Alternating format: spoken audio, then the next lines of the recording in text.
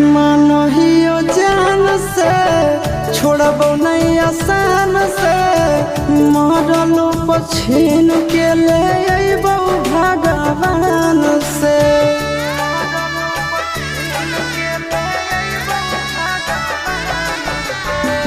मानहियो जान से छोड़बो नहीं आसान से मरलो पछीन के ले अइबो भगवान से।